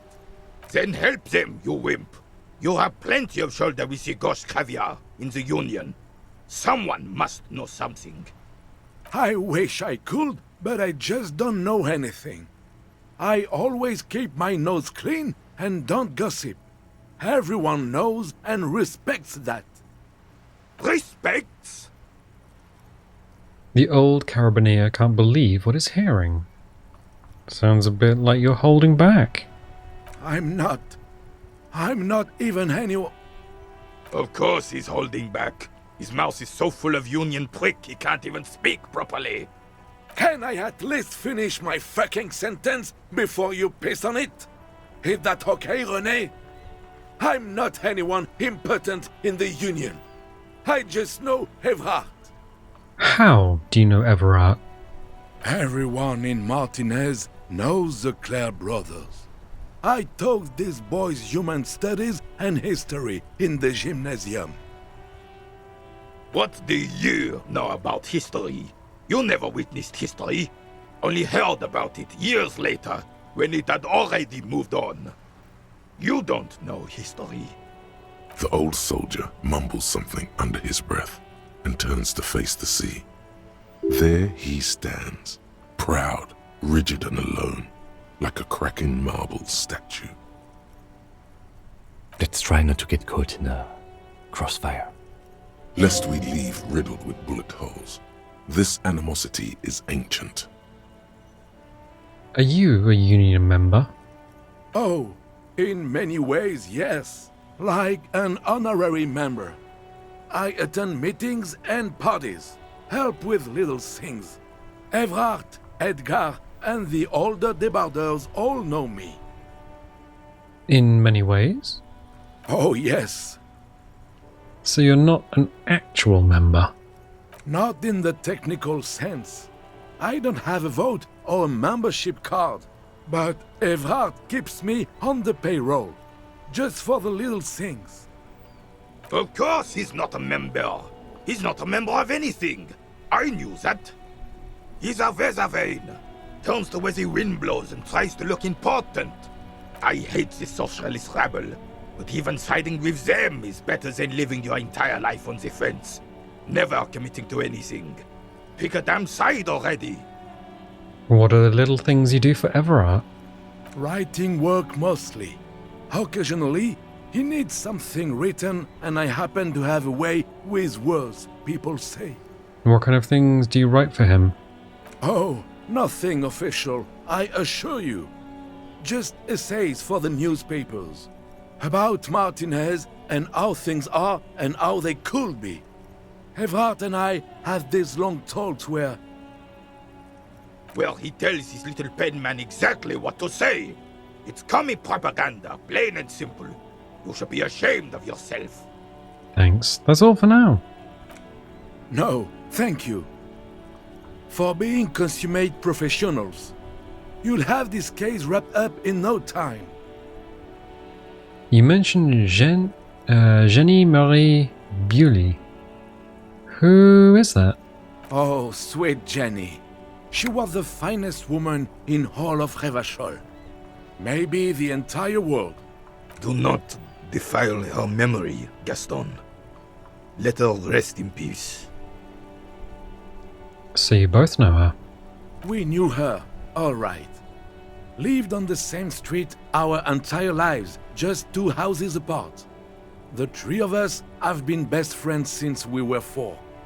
She was René's first girl back when the prick was 16. They were courting till he decided he'd rather die for some great ideal than just be happy. And then you stole her from me.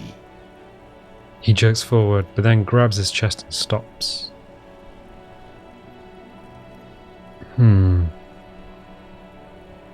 Do not intervene.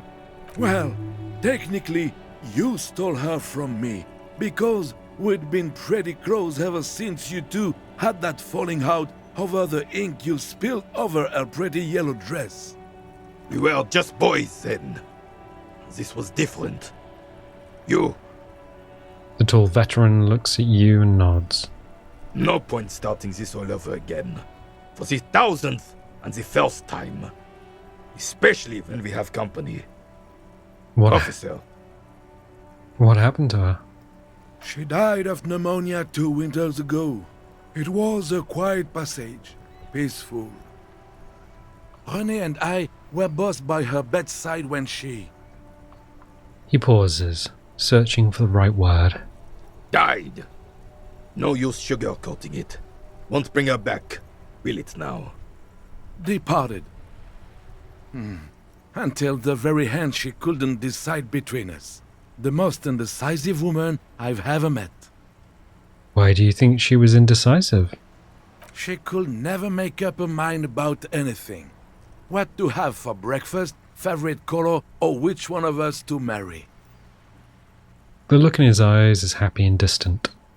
She was always leaving one of us for the other, but never long enough to actually get married. Nothing wrong with weighing your options first? That's a bit odd. Women, right? Nothing wrong with weighing your options first.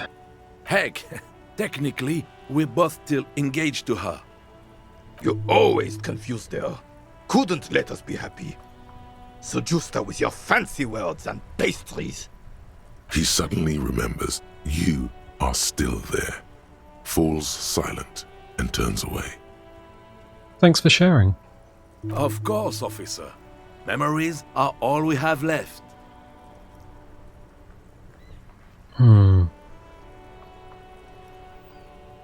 What are the rules of this game?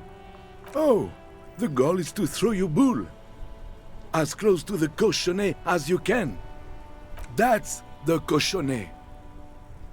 He points to a small wooden ball in the middle of the crater.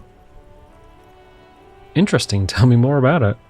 Well, first, you draw a circle about a half a meter in diameter. We made ours out of rope.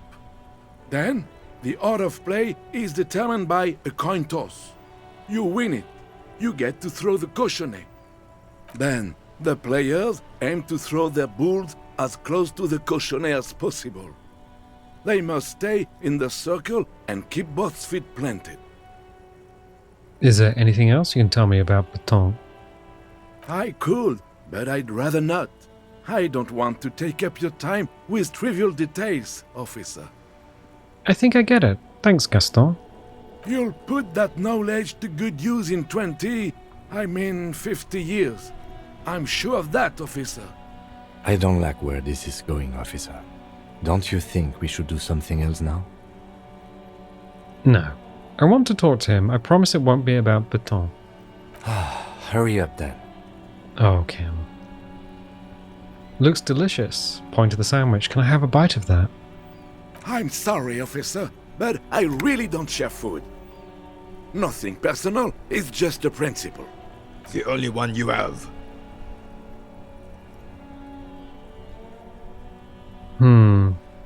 Please, man.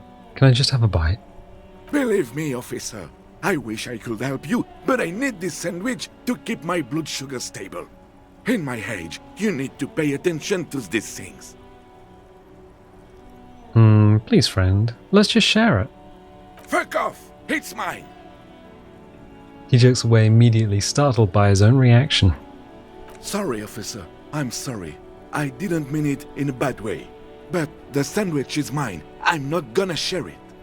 When the dissidents come to rape our country, he hides. But try to get a bite of his dear sandwich and he gets close. You're a special kind of vermin, Gaston. So we could probably get his sandwich if we put points into rhetoric. That's low. That's 8%. Well, bye for now. Okay, what is 85? So 15 more points and we can level up. We can level up composure. Interesting.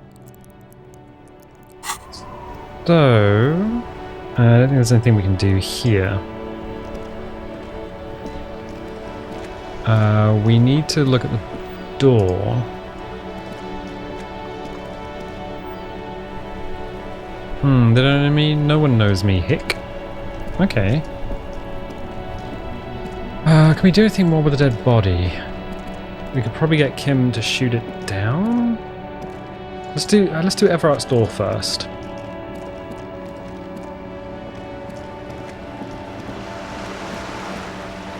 Okay, which I think is behind this anyway, so we need to go this way.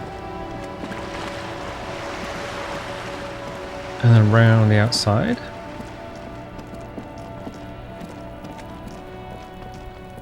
Okay. A garden hose. This won't be of use until the snow melts. Ooh. Chairs and tables eaten by rain and rot. Another splattering of bullet holes on this wall. Ooh, orange bum hat. +1 reaction speed, -1 rhetoric, and nose effect. Okay, take all.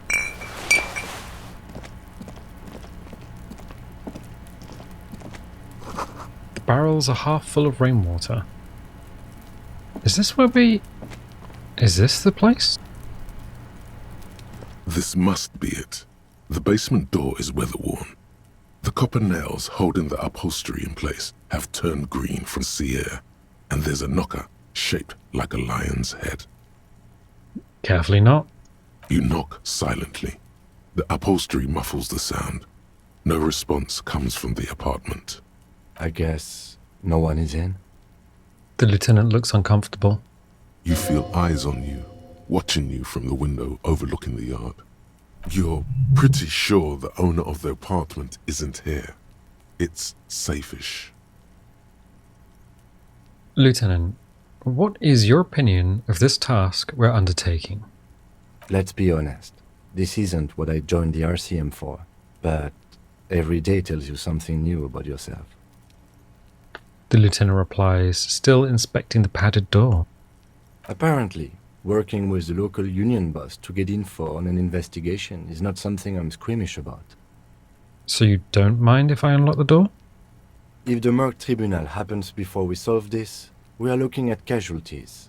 What's one unlocked door compared to that?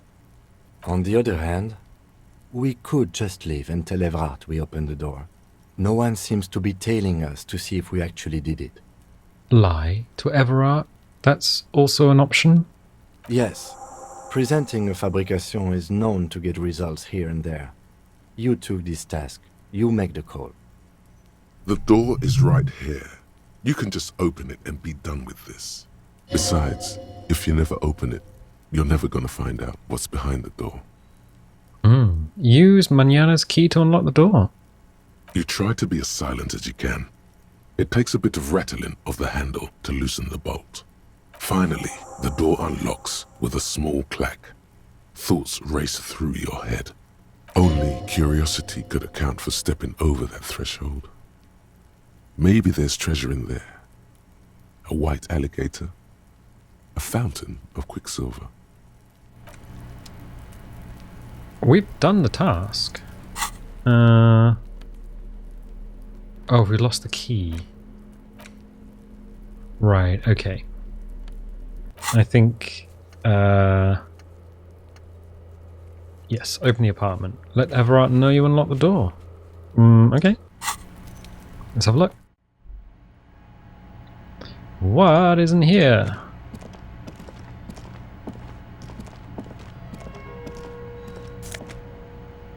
Ah, magnesium. A small suitcase full of clothes. Guests are staying over?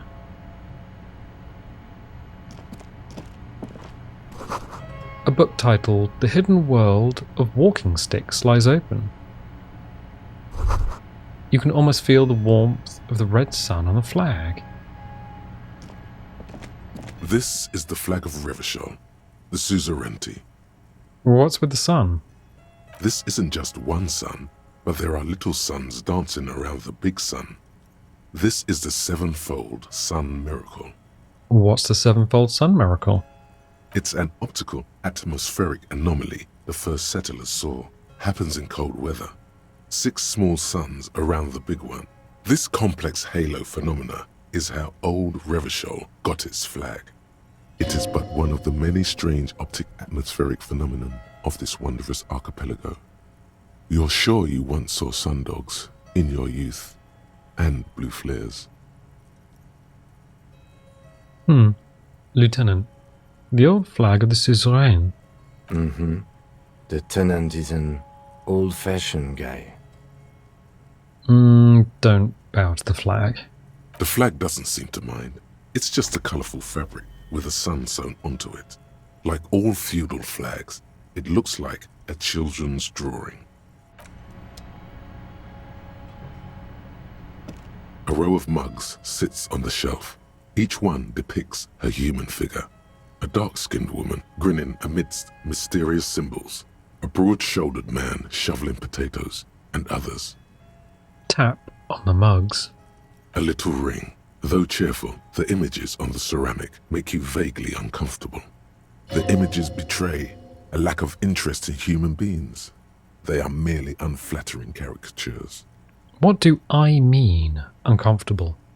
The owner of these mugs doesn't like people of other ethnicities very much. Typical asshole. This person is unhappy. The lieutenant picks up one of the mugs, then puts it back down with a look of disdain. I'm beginning to feel better about breaking into this man's apartment. Whip out your yellow man mug and compare. Yes, your broken mug friend would feel very much at home here. The same humor, the same mocking lines. There's the missing tin soldier. Whoever lives here might have used the Whirling's container to dump his trash. And now they've drawn the ire of the Union. The plot thickens, as they say. An interesting little clue. Let's see where this goes. Clues have a way of magically connecting to other clues down the road. Perhaps you should break into apartments more often. Do you really think it's the same person who put the dead man's clothes in the trash? Who knows? I'm not expecting too much from this clothes in the trash lead either way. It might turn out to be some random local matter, but still, a nice coincidence. Move on from the mugs.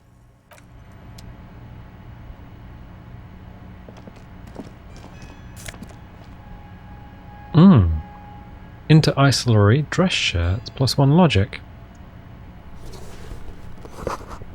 Whoever lies here admires fair-haired fantasy heroes with big muscles. Okay, I think that's the only thing. That's it.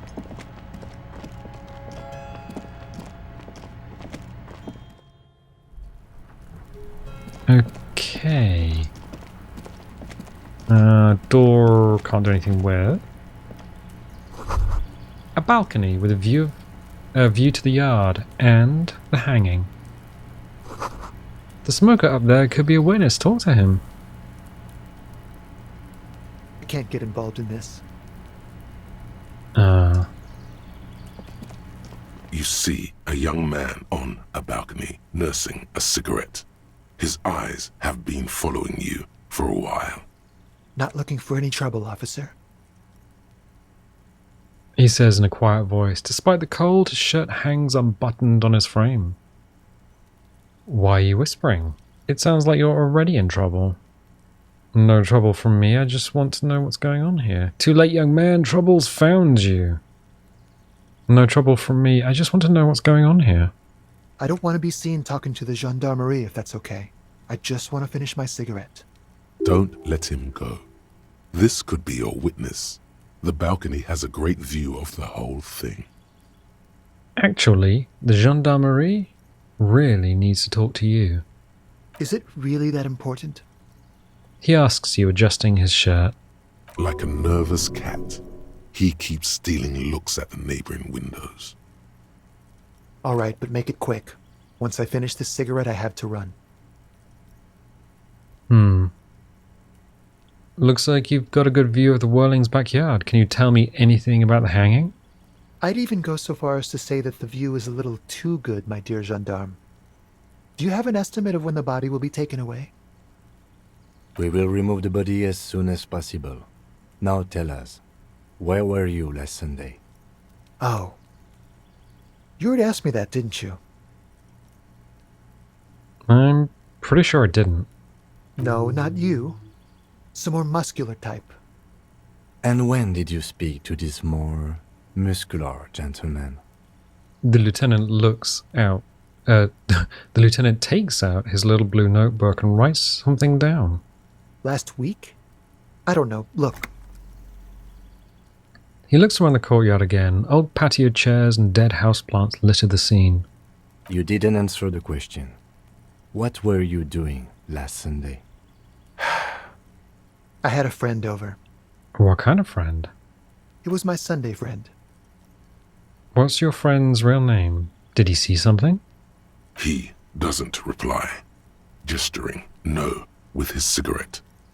In the neighboring windows, you can see faint reflections of his silhouette, all from different angles. Can you tell me your name? My name? My name is Martin Martinez. Martin Martinez? Good local name. Let's go with that. Alright, we'll talk later. No. We won't. He takes one last drag of his cigarette before stubbing it out on the balcony. Now, if you'll excuse me, I really need to get going. Red check, can't be retried, but I guess we're not going to have another choice anyway, so 58%, roll it. This isn't the place or time for questions. Who knows who might be watching from the distance, hidden behind the curtains? Hey, listen. Lower your voice. I am just trying to make things okay again. Can we meet again somewhere else? For a moment, the man on the balcony seems almost vulnerable. Something moves in the depths of his feline eyes, compassion, and a hint of understanding. I am sorry, but I really don't have the information you're looking for. His voice is soft and deliberate. With a flick of his wrist, he sends the cigarette butt sailing over the rail. But, hold on, what's that? For a split second, his hand lingers, as though gesturing towards a stone placed right next to the front door. It's a sign. Good luck with the investigation. He walks away.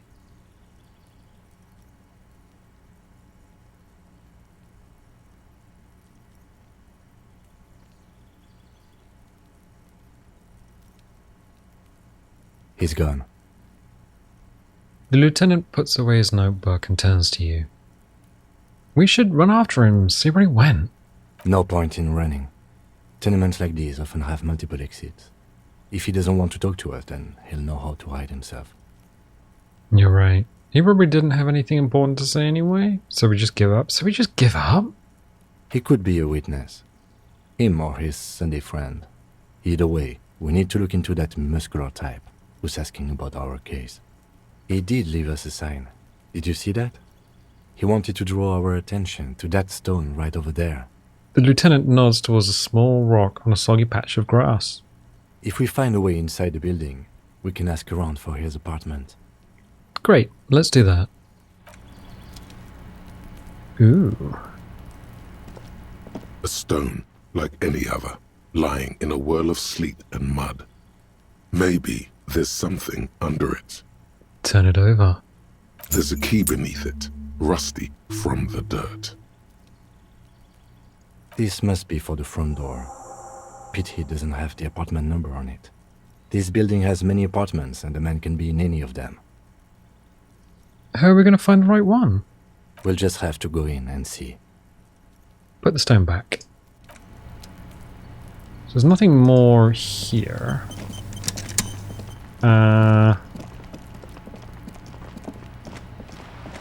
We do have another skill point, so that's fun. I think, do we need to talk to Joyce about reality? We might want to talk to Lena when Kim's not around. The cryptozoologist's wife. Okay, so let's just check this. We could put a point in composure. We might need that point for something else though. Our clothes, composure, +1, snakeskin boots. I don't think anything else gives us. So we play dress up Barbie. Nope. Alright, okay, fine. Vigilance officer, what can this old carabinier do for you? Oh, I understand Jenny Murray meant a lot to you. There's nothing for you to understand here. It is not her death you are investigating.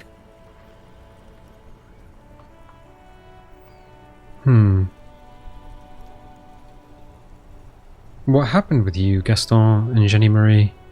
I was 22 when I returned from King Guillaume's Akira operation in the south and found my sweetheart in the arms of this wretch. I won her back, but while I was dealing with some issues. You were like a dark cloud sucking the joy out of every living thing around you. And you hurt her. Dark cloud. That sounds unpleasantly familiar. I... He looks down at his boots, lips moving, but the words are inaudible. Those days and memories are gone. He nods and looks Renee with something resembling compassion. The old soldier says nothing, but when his glance quickly runs over Gaston's face, there's an odd look in his eyes. 28%. There's a white check though. Roll it. As Rene turns from you to his partner and back, the medals on his chest rattle and glare. He keeps his spine straight and his ribcage lifted, displaying them proudly. How many medals are there? 2. The larger one is shaped like a cross, while the smaller medal resembles the sun. Look at the cross. A crowned head in front of 2 crossed rifles. The medal hangs from a blue striped triangle. Look at the sun. A small blue star inside an orange sun. It has the word Valiance written below. The medals. Did you get them for... For bravery. He interjects. It's a conflicted topic for the old veteran. There must have been a number of controversial episodes in his service days. And that's what I was going to say. Bravery. I'm sure, but I know this uniform's reputation. You are also wondering if I got this for raping women or killing babies. I don't know the reputation of anything. Don't even recognize the war. No, I really wasn't. I'm just asking. So did you? No, I really wasn't. I'm just asking. Honor is everything to me. He says with grim finality. Whoa. Sounds like you're about to open the gates of conversation. This man will literally talk your ear off if you let him wander off to memory lane. So what did you get the medals for? For doing my duty in the heat of battle. For looking my mortality in the eye. When men like Gaston here hid in the bushes and shat themselves. He saved some muddy princeling who foolishly strolled into the front line in his gown of velvet and gold. Saved a princeling? It was on the first months of the revolution here in Revachol. Unrest was spreading like wildfire. Marauders had taken most of the Couronne and were getting really ambitious. King Frisel thought he could end it all in one decisive strike. Sent his cousin, Drisson, to put an end to the unrest. Alas, the young Drisson was all piss and no vinegar, wearing a tunic of purple velvet and cockatiel feathers to battle. Even his rifle was gold-plated, shone from 5 clicks away. Can you imagine the asininity? Purple velvet tunic. That isn't exactly camo. To keep the long and bloody story short, Drisson marched us against the partisans in Couronne. And when I say marched, I mean made us walk into captured enemy territory, single file, like toy soldiers, while he rode in front on his giant red stallion. The rebels were smart. They let us come real close before opening fire. Suffice to say, it was carnage.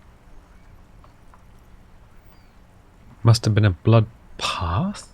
I mean bloodbath, surely. I got shot in the left shoulder and went down. Just a flesh wound. But just as I turned over, the prince fell into the mud next to me. He was missing his lower jaw. Then his horse, driven mad by the noise and smell of gunpowder, stepped on my leg and shattered my knee. He pats his right thigh. Okay, then what did you do? I grabbed my sidearm and shot the beast in the head. Then everything went black. Capitaine Arnoux, le fléau des chevaux. When I came to, it was all over. It was just me and wildest Tresson, gurgling in the blood-soaked mud right next to me. The Dink had taken numerous flesh wounds and lost a lot of blood. But despite missing his jaw, he seemed hesitant to die. Tougher than he looked, that one.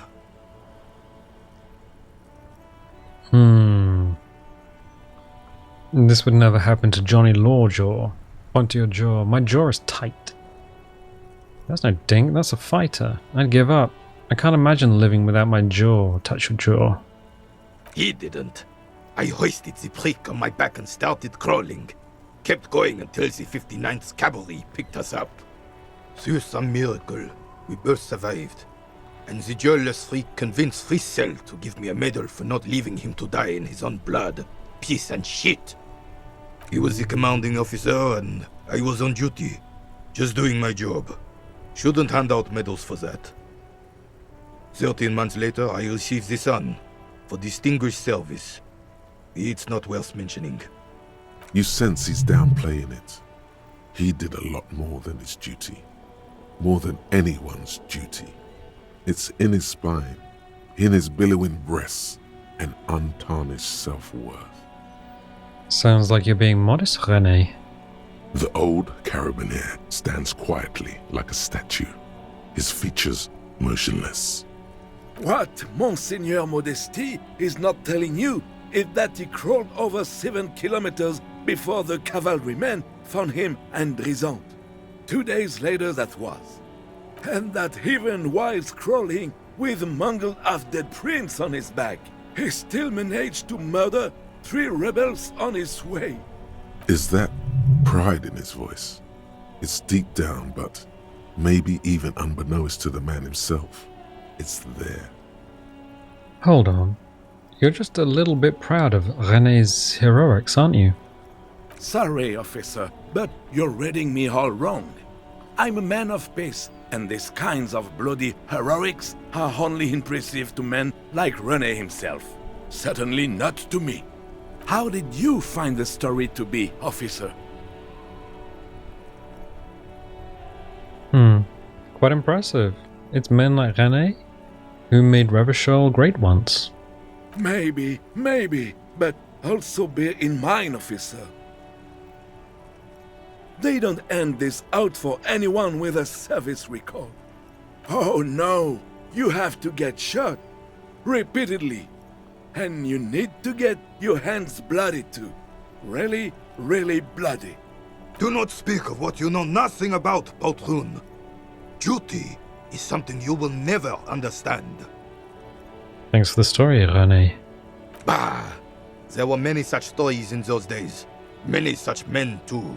True Revacholians. Men with backbone.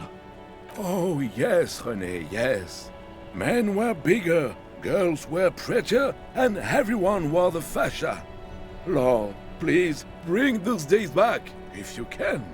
I'm not getting into this with you again. Officer, was there anything else? You should try to come up with a heroic story of your own. Impress this old soldier. Red check, drama, cannot be retried. René told you his war story, now impress him with your heroics. Ooh. We can't change anything. Oh, we can. Where is drama in all of this? Drama 3. We could put a point in drama.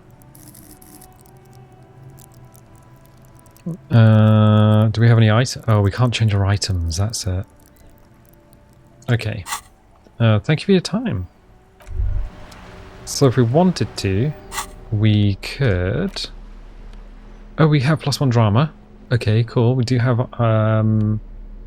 items that would add to drama. Yes. Oh, -1 drama. Okay, so we could put on the insane mesh tank top. Put a point in drama and give it a shot. I don't know what we get if it's a red check though. But... Oh, we have a... It's clear you like the hard stuff, Bruta. The what? Sounds like my stomach is growling. Evening falls. The time has come to take the vow. Vows? The vows of blood and flesh. What is my lower intestine going on about? Lower intestine? The term is metabolic and circulatory system. Okay, but what's the hard stuff? Fascism, Brota.